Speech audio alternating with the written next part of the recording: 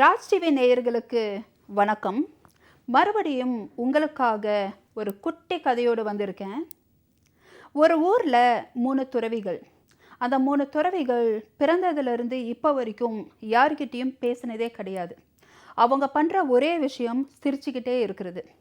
3 துறவிகளும் சிரிச்சுக்கிட்டே ஒவ்வொரு கிராமத்துக்கு போவாங்க.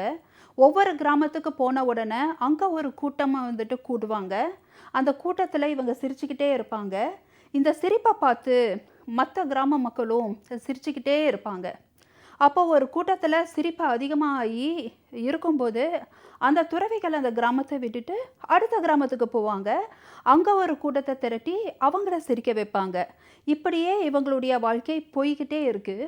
எல்லாருக்குமே ஒரே ஆச்சரியம். அது எப்படி இந்த துறவிகள் அவங்களுக்குள்ள கூட பேசிக்க மாட்டேங்கிறாங்க, யாருக்கிட்டேயும் பேசிக்க மாட்டேங்கிறாங்க, ஆனால் சிரிப்புன்ற ஒரு விஷயத்தை மட்டுமே வாழ்ந்துட்டு இருக்காங்கன்ற ஒரு ஆச்சரியம் எல்லாத்துக்குமே இருக்குது.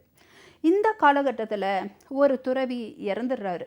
இந்த செய்தியை கேட்ட எல்லா கிராம மக்களும் எப்படியும் ஒரு துறவி இறந்துட்டாரு, மற்ற 2 துறவிகள் அழுது தானே ஆகணும், இது வரைக்கும் சிரித்து மட்டுமே பார்த்துருக்கக்கூடிய இந்த துறவிகளை நம்ம அழுது பார்க்கணும், அவங்க பேசி பார்க்கணும், இதை நம்ம ஒரு சாட்சியாக இருக்கணும்ன்ட்டு எல்லா கிராமத்து மக்களும் கூடுறாங்க.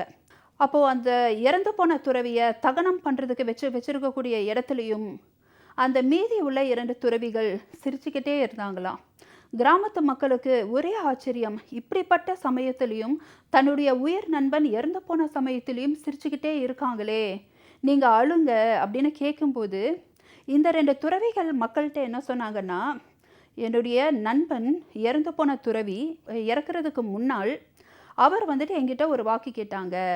இது வரைக்கும் என்னுடைய வாழ்க்கையில் நான் சிரிச்சுக்கிட்டே தான் இருந்தேன்.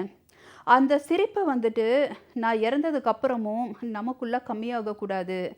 ஏன்னா இந்த சிரிப்பு மூலமாக என் வாழ்க்கையில் எந்த ஒரு அழுக்கான விஷயங்களும் என்னுடைய வாழ்க்கையில் நுழைஞ்சதில்லை. என் வாழ்க்கை ரொம்ப புனிதமானது. அதனால் என் மரண படுக்கையிலையும் அது சிரித்து கொண்டே இருந்து புனிதமாக்குங்க அப்படின்னு ஒரு வாக்கு கேட்டாருன்னு இந்த 2 துறவிகள் சொல்லும்போது, மற்றவங்களுக்கெல்லாம் ஓகே, நம்ம இவங்களுக்கு நம்ம இவங்கள ஹானர் பண்ணணும், இவரை மதிக்கணும்னா நம்ம எல்லாரும் சிரிக்கணும் அப்படின்ட்டு எல்லா மக்களும் கூடி சிரிச்சுக்கிட்டே இருக்காங்க. நம்ம ஒரு விஷயம் நம்ம நல்லா புரிஞ்சுக்கணும்.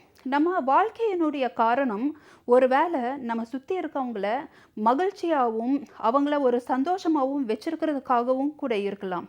அது மட்டும் இல்லாமல் நம்ம வாழ்கிற வாழ்க்கையில் நம்ம பணம் பதவி எதோ நோக்கி போயிட்டுருக்கோம். ஆனால் நம்மளுடைய வாழ்க்கையின் உண்மையான அர்த்தம் நம்ம மகிழ்ச்சியாகவும் நிம்மதியாகவும் மற்றவங்களுக்கு உபயோகமாக வாழ்வதிலும் நிச்சயமாக இருக்கும் அப்படின்ற ஒரு கருத்தை இந்த கதை உங்களுக்கு நிச்சயமாக சொல்லுன்னு நம்புகிறேன். மறுபடியும் நாளை ஒரு குட்டி கதையோடு உங்களை சந்திக்கிறேன். நன்றி, வணக்கம்.